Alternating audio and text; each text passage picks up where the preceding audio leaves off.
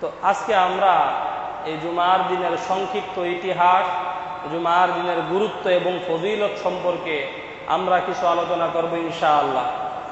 আপনারা সকলেই মনোযোগ দিয়ে সবাই শুনবেন তো ইনশাআল্লাহ। আল্লাহ তাআলা আমাদের সকলকে আমলের নিয়তে শোনার তৌফিক দান করুন, সকলেই বলে আমিন। জুমার দিনের ইতিহাস কি? ইতিহাস অনেক লম্বা, সংক্ষিপ্ত আকারে বলি। রাসূল সাল্লাল্লাহু আলাইহি ওয়াসাল্লাম তিনি যখন মক্কা থেকে মাইগ্রেট করে হিজরত করে মদিনায় আসেন, মদিনায় যেদিন তিনি পৌঁছান সেই দিনটিকে বলা হয় ইয়াউমুল আরুবা। কি বলা হয়? ইয়াউমুল আরুবা আরবিতে বলা হয়, মানে শুক্রবারের দিন। কি দিন? শুক্রবারের দিন। তো রাসূল সাল্লাল্লাহু আলাইহি ওয়াসাল্লাম মদিনায় পৌঁছার পর বনি সালেমের উপত্যকায় যখন তিনি পৌঁছান তখন জোহরের নামাজের ওয়াক্ত হয়। তো রাসূল সাল্লাল্লাহু আলাইহি ওয়াসাল্লাম জোহরের নামাজের পরিবর্তে সাহাবীদেরকে নিয়ে ওই দিন জুমার নামাজ আদায় করেন। এটাই ছিল ইতিহাসের প্রথম জুমা। তো তখনও আনুষ্ঠানিকভাবে ঢালাওভাবে জুমার নামাজের প্রচলনটা শুরু হয় নাই। তো একবার মদিনার আনসার সাহাবী যারা আছে এরা একবার পরামর্শ বসছে। পরামর্শটা হলো কি, যে ইহুদিদের জন্য সপ্তাহে একটি দিন নির্দিষ্ট আছে, ওই দিন তারা সকলে একত্রিত হয়। নাসারা যারা আছে, খ্রিস্টান যারা আছে, এদের জন্য সপ্তাহে একটা দিন নির্দিষ্ট আছে, এরা এই দিন সকলে একত্রিত হয়। তো আমাদের জন্য সপ্তাহে একটা দিন নির্দিষ্ট করা দরকার, যেই দিন আমরা সকল মুসলমান যারা আছি একত্রিত হব, আল্লাহ তাআলা জিকির করব, সালাত আদায় করব, সকলে এক জায়গায় একত্রিত হব। তো পরামর্শের ভিতরে কেউ বলতেছেন যে শনিবার তো এটা হলো ইহুদিদের ধার্যকৃত দিন, তারা এই দিন একত্রিত হয়। রবিবার যেটা আছে এটা হলো খ্রিস্টানদের জন্য ধার্যকৃত দিন, এই দিনে তারা সকলে একত্রিত হয়, তাদের ছুটি থাকে। তো আমাদের কোন দিন নির্দিষ্ট করা যায়? অবশেষে সকলে মিলে সিদ্ধান্ত নিল যে ইয়াউমুল আরুবা, শুক্রবার যে দিনটা আছে এই দিনকে আমরা সকলেই একসাথে একত্রিত হওয়ার দিন হিসেবে ধার্য করি। তো ওইখান থেকেই এই দিনের নামকরণ করা হয় ইয়াউমুল জুমআ। জুমআ মানে একত্রিত হওয়ার স্থান, একত্রিত হওয়ার দিন। তো ওইখান থেকে এই যে জুমার দিন, শুক্রবারকে জুমার দিন বলার প্রচলনটা শুরু হইল। আমাদের দেশের ভিতরেও অন্যান্য দেশে কোনো দেশে শনিবার, কোনো দেশে রবিবার সাপ্তাহিক ছুটির দিন। তো আমাদের দেশে প্রেসিডেন্ট ইরশাদ 1984 সালে সম্ভবত এই শুক্রবারকে জুমার দিন হিসাবে ঘোষণা করেন, ছুটির দিন হিসাবে ঘোষণা করেন। একটা ভালো কাজ করে গেছেন, বিশাল বড় একটা ভালো কাজ করে গেছেন। দোয়া করি যেন আল্লাহ তাআলা এই সমস্ত ভালো কাজের ওসিলায় তাদেরকে মাফ করে দেন। যাই হোক, তো এই যে আমাদের দেশের ভিতরেও জুমার দিন এটা আমাদের সাপ্তাহিক একটা ছুটির দিন হিসাবে ধার্য করা হয়েছে, যার জন্য জুমার নামাজে উপস্থিত হওয়া, জুমার নামাজটা পড়া আমাদের জন্য সহজ হয় যদি আমাদের ইচ্ছা থাকে। আবার অনেকে এই ছুটির দিনকে কি করেছে, ঘুমানোর, ঘোরাঘুরি, আড্ডাবাজি করা সময় হিসাবে ধার্য করেছে, ইবাদতের দিন হিসাবে কি করে নাই, ধার্য করে নাই। আমাদের ভিতরে অনেকে এরকম আছে। তো এই যে জুমার দিন, পৃথিবীর সৃষ্টি লগ্ন থেকেই এই জুমার দিনটা অধিক গুরুত্বপূর্ণ এবং মর্যাদাবান আল্লাহ তাআলার কাছেই। পূর্ববর্তী উম্মত যারা ছিল তারা এই জুমার দিনের যে নিয়ামত আছে, বরকত আছে, এইটা তারা লাভ করতে পারে নাই। আল্লাহ তাআলা, আমরা যে উম্মতে মুহাম্মাদে আছি, আমাদেরকে আল্লাহ তাআলা এই জুমার দিনের নিয়ামত দান করেছেন। সকলেই বলেন সুবহানাল্লাহ। এই জুমার দিনের নিয়ামতটা কাদেরকে দান করেছেন? উম্মতে মুহাম্মাদিকে দান করেছেন। বনি ইসরাঈলদেরকে বলেছিলেন মুসা আলাইহিস সালাতু ওয়াস সালাম যে জুমার দিন, শুক্রবারের দিন তোমরা ইবাদত করো, তারা সেটা মানে নাই। তারা ইয়াউমুস সাbt, শনিবারকে তারা গ্রহণ করছে। তারা কি করছে? শনিবারকে গ্রহণ করেছে। তো আল্লাহ তাআলা, আমরা শেষ নবীর উম্মত, আমাদেরকে এই জুমার মতো একটা নিয়ামতপূর্ণ, বরকতপূর্ণ, গুরুত্বপূর্ণ দিনকে আল্লাহ তাআলা আমাদেরকে দান করেছেন। তো এই যে দিনটা আছে, এই দ্বীনের গুরুত্বের ব্যাপারে হাদিসের ভিতরে, কুরআনুল কারীমের ভিতরে কি বর্ণনা এসেছে এইগুলো আমরা একটু শুনি। সহিহ মুসলিমের 854 নম্বর হাদিসের ভিতরে বর্ণিত, আল্লাহর রাসূল সাল্লাল্লাহু আলাইহি ওয়াসাল্লাম বলেন, খায়রু ইয়াউমিন তালাত আলাইহিশ শামসু ফীহি খুলিকা আদম ওয়া ফীহি উদখিলাল জান্নাহ ওয়া ফীহি উখরিজা মিনহা। দুনিয়ার ভিতরে সূর্যের নিচে সর্বোত্তম দিন হলো জুমার দিন। এই দিনেই আদম আলাইহিস সালাতু ওয়াস সালামকে সৃষ্টি করা হয়। আবার এই দিনেই আদম আলাইহিস সালাতু ওয়াস সালামকে জান্নাতে প্রবেশ করানো হয়। আবার এই দিনেই আদম আলাইহিস সালাতু ওয়াস সালামকে জান্নাত থেকে বের করা হয়। কি বলতেছেন? খায়রু ইয়াউমিন তালাত আলাইহিশ শামসু, সূর্যের নিচে মানে সূর্য যেই সমস্ত পৃথিবীর ভিতরে, যেই এলাকার ভিতরে সূর্য উদিত হয়, এর ভিতরে সর্বোত্তম দিন হলো জুমার দিন। এরপরে আরেক হাদিসের ভিতরে সুনানে ইবনে মাজাহ 1084 নম্বর হাদিসের ভিতরে আল্লাহর রাসূল সাল্লাল্লাহু আলাইহি ওয়াসাল্লাম বলেন, ইন্না ইয়াউমাল জুমআতি সাইয়্যিদুল আইয়াম, নিশ্চয়ই জুমার দিন হলো সব দিনের নেতা। ওয়া আ'যামুহা ইনদাল্লাহ, এবং আল্লাহ তাআলার নিকট এই জুমার দিন হলো অধিক মর্যাদাময় দিন। এমনকি ঈদুল আযহা এবং ঈদুল ফিতরের থেকেও উত্তম দিন। এই দিনের 5টি বৈশিষ্ট্য রয়েছে। 1 নাম্বার, এই দিনে আল্লাহ তাআলা আদম আলাইহিস সালাতু ওয়াস সালামকে সৃষ্টি করেছেন। 2 নাম্বার, আল্লাহ তাআলা এই দিনেই আদম আলাইহিস সালাতু ওয়াস সালামকে দুনিয়ার ভিতরে পাঠিয়েছেন। 3 নাম্বার, এই দিনেই আল্লাহ তাআলা আদম আলাইহিস সালাতু ওয়াস সালামকে মৃত্যু দান করেন। 4 নাম্বার, এই দিনে এমন একটি সময় আছে যেই সময়ে যে কোনো মুসলিম বান্দা আল্লাহ তাআলার কাছে যা কিছু চাইবে আল্লাহ তাআলা তাকে তাই দিয়ে দিবে। বলেন না সুবহানাল্লাহ। যদি সে হারাম কোনো কিছু না চায়। 5 নাম্বার বৈশিষ্ট্য, এই দিনেই কিয়ামত সংঘটিত হবে। এই জন্য যখন শুক্রবারের দিন জুমার দিন আগমন করে, ওই দিন আসমান জমিন আল্লাহ তাআলার নৈকট্য প্রাপ্ত ফেরেশতা যারা আছে, নদী নালা পাহাড় পর্বত আকাশ বাতাস যা কিছু আছে সব কিছু ভীত সন্ত্রস্ত হয়ে যায়।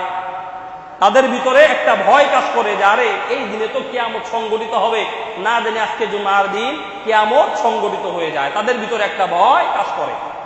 আর আমাদের অবস্থা কেমন দেখেন, জুমার দিন আসলে আমরা কি করি? নিজেদেরকে একটু রিল্যাক্স মনে করি, হালকা মনে করি, একটু ঘোরাফেরা আনন্দের দিন হিসাবে আমরা এটাকে ধার্য করে নিয়েছি। আমাদের ভিতরে কোনো ভয় নাই, কোনো কিছু নাই। অথচ দেখেন আল্লাহ তাআলার নৈকট্য প্রাপ্ত ফেরেশতা যারা আছে, আসমান জমিন যা কিছু আছে, এই নদী নালা বাতাস পাহাড় পর্বত, এদের ভিতরে বাহ্যিকভাবে কোনো আত্মা নাই, কোনো রূহ এদের ভিতরে সঞ্চারণ করা নাই, বাহ্যিকভাবে নাই। কিন্তু এরাও এই কিয়ামতের ভয়ে তারা কাঁপতে থাকে, ভীত সন্ত্রস্ত হয়ে থাকে। আর আল্লাহ তাআলা আমাদেরকে জ্ঞান বুদ্ধি দিয়েছেন, ইহসাস করার অনুভূতি শক্তি দিয়েছেন। আমরা বুঝি, দেখি, শুনি। আল্লাহ তাআলা আমাদেরকে জানিয়েছেন, তার হাবিব আমাদেরকে বলে দিয়েছেন যে কিয়ামতের দিন শুক্রবারের দিন কিয়ামত সংঘটিত হবে। কিন্তু তারপরেও আমাদের ভিতরে কোনো ভয় নাই, কোনো ভয় কাজ করে না। তাহলে কেমন যেন আমরা ওই সকল নির্জীব পাহাড় পর্বত নদী নালা যা আছে ওইগুলার থেকেও এই ক্ষেত্রে অধম। এই জন্য জুমার দিন আসলে আমাদের সকলের উচিত এই দিনের গুরুত্ব দেওয়া, আল্লাহ তাআলার ইবাদত করা, আল্লাহ তাআলার কাছে ইস্তেগফার করা। এটা আমাদের সকলের জন্য দরকার আছে কিনা নাই বলেন তো? আমরা সকলেই আল্লাহ তাআলার কাছে এই দিনে বেশি বেশি করে আমরা ইস্তেগফার করব, দোয়া করব, তার হাবিবের উপরে দুরূদ পড়ব। আল্লাহ তাআলা আমাদের সকলকে তৌফিক দান করুন, সকলেই বলে আমিন। এরপরে সুনানে আবু দাউদের এক হাদিসের ভিতরে আল্লাহর রাসূল সাল্লাল্লাহু আলাইহি ওয়াসাল্লাম বলেন, তোমাদের দিনগুলোর ভিতরে সর্বোত্তম দিন হলো জুমার দিন। অতএব তোমরা এই দিনে আমার উপরে বেশি বেশি করে দুরূদ পাঠ করো, কেননা তোমাদের এই দুরূদ আমার সামনে পেশ করা হয়। বলেন না সুবহানাল্লাহ। দুনিয়ার ভিতরে আমি আপনি আমাদের হাবিব সাল্লাল্লাহু আলাইহি ওয়াসাল্লাম তিনার উপরে আমরা যতবার দুরূদ পড়ি, আমাদের এই দুরূদগুলোকে শুক্রবার দিনে ফেরেশতারা আল্লাহর রাসূলের সামনে কি করেন? পেশ করেন, যে আপনার অমুক অমুক বান্দা আপনার উপরে কি করেছেন? দুরূদ পড়েছেন। সকলেই বলেন না সাল্লাল্লাহু আলাইহি ওয়াসাল্লাম। এই যে আমরা পড়লাম, আমাদের এই দুরূদটা কার সামনে পেশ করা হবে বলেন? রাসূল সাল্লাল্লাহু আলাইহি ওয়াসাল্লামের সামনে পেশ করা হবে। এই জন্য আমাদের সকলের জন্য করণীয় জুমার দিনে বেশি বেশি করে হাবিবের উপরে দুরূদ পাঠ করা। আল্লাহ তাআলা নিজেই এই জুমার দিনের গুরুত্ব দিয়ে সূরা একটা নাজিল করতে, সূরার নাম দিয়েছেন সূরাতুল জুমআ। সূরাতুল জুমআ, এই সূরা জুমআর 9 নম্বর আয়াতের ভিতরে আল্লাহ তাআলা ইরশাদ করেন, ইয়া আইয়ুহাল্লাযীনা আমানু ইযা নুদিয়া লিস-সালাহ মিন ইয়াউমিল জুমআতি ফাসআউ ইলা যিকরিল্লাহি ওয়া যারুল বাই'। আল্লাহ তাআলা মুমিনদেরকে উদ্দেশ্য করে বলতেছেন, আমাদেরকে উদ্দেশ্য করে বলতেছেন, ইয়া আইয়ুহাল্লাযীনা আমানু, হে মুমিনগণ, ইযা নুদিয়া লিস-সালাতি মিন ইয়াউমিল জুমআ, যখন জুমার দিনে সালাতের জন্য আহ্বান করা হয়, ফাসআউ ইলা যিকরিল্লাহ, তোমরা আল্লাহ তাআলার দিকে দ্রুত অগ্রসর হও, ওয়াদারুল বাই', এবং ব্যবসা বাণিজ্য দুনিয়ার কাজকর্ম সব কিছু বর্জন করে দাও। যালিকুম খায়রুল লাকুম ইন কুনতুম তা'লামুন, আর এর ভিতরেই রয়েছে তোমাদের জন্য কল্যাণ, যদি তোমরা জানতে। কে বলতেছেন? আল্লাহ তাআলা নিজেই জুমার দিনের গুরুত্ব বর্ণনা করতেছেন, যে জুমার দিনে জুমার নামাজের জন্য যখন আযান দেওয়া হবে, তোমরা দ্রুত দুনিয়ার সকল কাজকর্ম ব্যবসা বাণিজ্য ফেলে তোমরা দ্রুত ফাসাও। সাও অর্থ হলো দ্রুত অগ্রসর হওয়া, দ্রুত পদক্ষেপ নেওয়া। দ্রুত তোমরা অগ্রসর হয়ে তোমরা নামাজের দিকে চলে যাও, আল্লাহ তাআলা স্মরণের দিকে চলে যাও। ওয়াদারুল বাই' যালিকুম খায়রুল লাকুম ইন কুনতুম তা'লামুন, যদি তোমরা এরকম করতে পারো তাহলে এটার ভিতরে তোমাদের জন্য অনেক কল্যাণ আছে। বলেন না সুবহানাল্লাহ। তো এই জন্য আমাদের সকলের জন্য উচিত, জুমার দিন যখন জুমার আযান হয়ে যায়, ব্যবসা বাণিজ্য ক্ষেতের কাজকর্ম সব কিছু বর্জন করে দ্রুত গোসল করে, ওযু গোসল করে সুন্দর পোশাক পরিধান করে মসজিদের দিকে রওনা হয়ে আসা। আমরা সকলে আসবো তো ইনশাআল্লাহ। এরপরে জুমার দিনে আমরা যদি জুমার নামাজ পড়তে আসি, ফায়দাটা কেমন হবে? সবটা আমাদের কেমন হবে?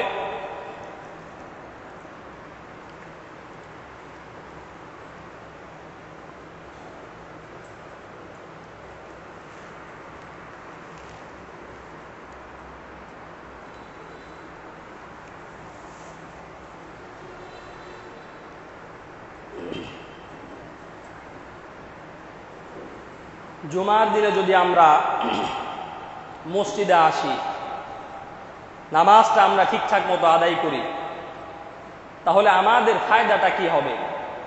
সহিহ মুসলিমের 857 নম্বর হাদিসের ভিতরে বর্ণিত, আল্লাহর রাসূল সাল্লাল্লাহু আলাইহি ওয়াসাল্লাম বলেন, মান তাওয়াদ্দাআ ফা আহসানাল ওযুআ থুম্মা আতা ইলাল জুমআতি, যদি কেউ উত্তম রূপে ওযু গোসল করে অথবা মসজিদের দিকে জুমার নামাজের জন্য রওনা হয়, থুম্মা আতাল জুমআতা, মসজিদের দিকে আগমন করে, এবং আগমন করার পর ফাস্তামা ওয়ানসাতা, এবং চুপ করে মনোযোগ সহকারে ইমাম সাহেবের খুতবা শ্রবণ করে, গুফিরা লাহু মা বাইনাহু ওয়া বাইনাল জুমআতি ওয়া জিয়াদাতু সালাসাতি আইয়ামিন, তাহলে এই জুমা থেকে নিয়ে আরেক জুমা 7 দিন এবং অতিরিক্ত আরো 3 দিন, এই মোট 10 দিনের তার সকল গুনাহগুলোকে ক্ষমা করা হবে। বলেন না সুবহানাল্লাহ।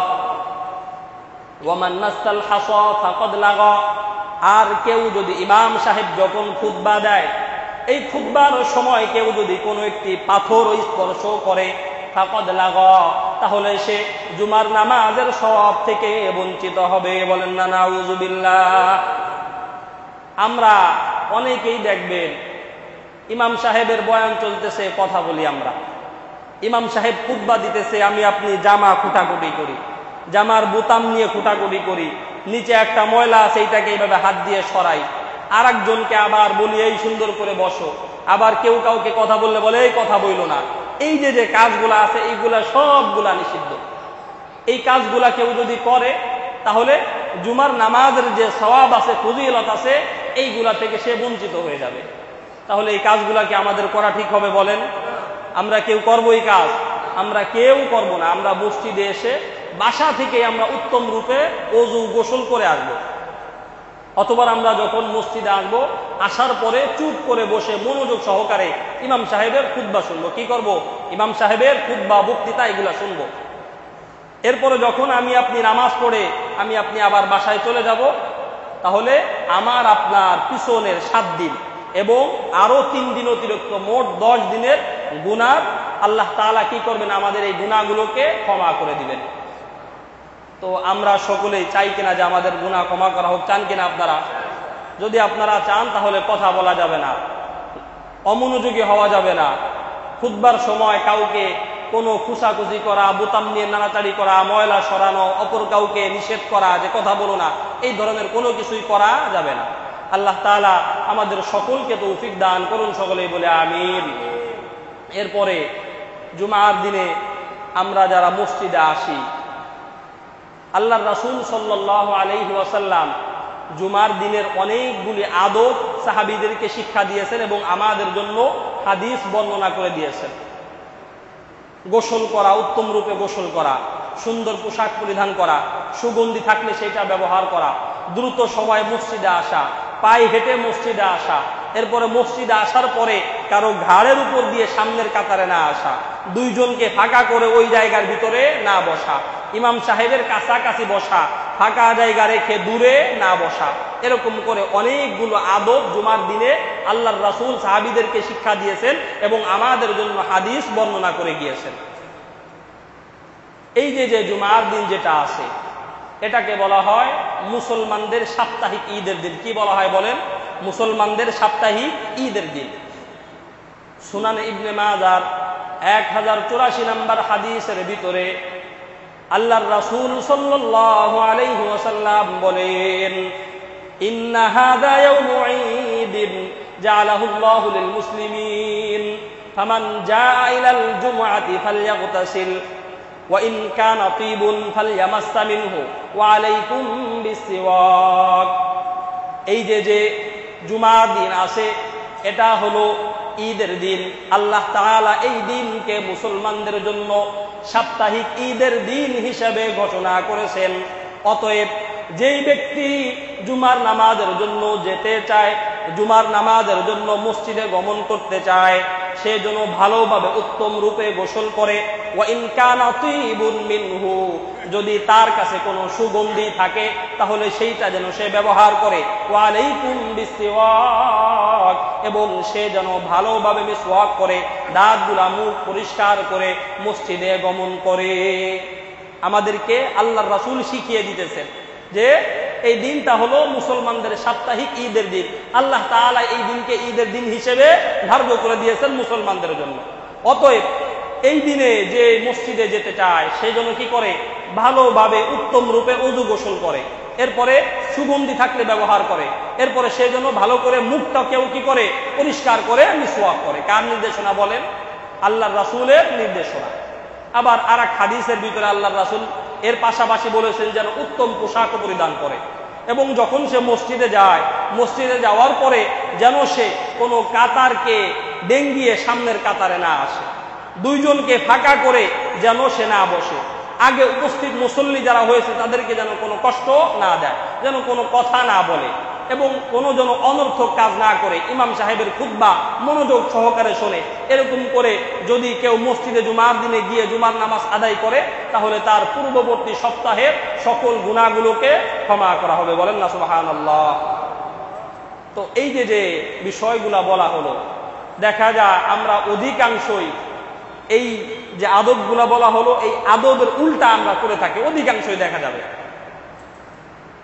আমরা এসে অনেকে আছে পিছনে গিয়ে বসে থাকি, আবার অনেকে আছে দুইজন বসা আছে ওরে একটু চাপায় টাপায় মাঝখানে এসে বসি, আবার অনেকে আছে যে ওই পিছনে এসে জায়গা নাই, এখন এলাকার একজন বড় মানুষ অথবা এলাকার একজন নেতা অথবা সে গণ্যমান্য কোনো একজন কি করে, ওই পিছনে আসছে মুসল্লি এই পেশে 10 কাতার হয়ে আছে, ওই 10 নম্বর কাতারে হলো তার দাঁড়ানোর জায়গা, ওইখানে না দাঁড়িয়ে কাতার ডেঙ্গিয়ে ঠেলে ঠেলে সামনের কাতারে এসে বসে।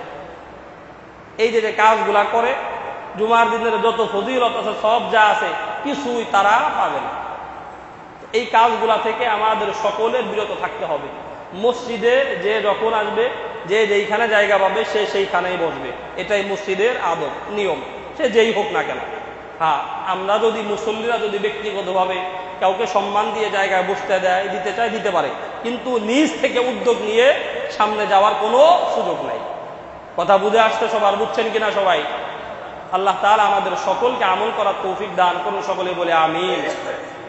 জুমার দিনে সুনানে আবু দাউদের ভিতরে 345 নম্বর হাদিসের ভিতরে বর্ণিত হয়েছে, আল্লাহর রাসূল সাল্লাল্লাহু আলাইহি ওয়াসাল্লাম বলেন, কেউ যদি জুমার দিনে উত্তম রূপে গোসল করে এবং সকাল সকাল মসজিদে গমন করে এবং মসজিদে যাওয়ার ক্ষেত্রে সে কোনো বাহনে আরোহণ না করে বরং পায়ে হেঁটে মসজিদে যায় এবং ইমামের নিকটে গিয়ে বসে এবং মনোযোগ সহকারে ইমামের খুতবা শ্রবণ করে, তাহলে ওই ব্যক্তির প্রতি কদমে 1 বছর নফল রোজা এবং তাহাজ্জুদের সওয়াব লেখা হবে। বলেন না সুবহানাল্লাহ।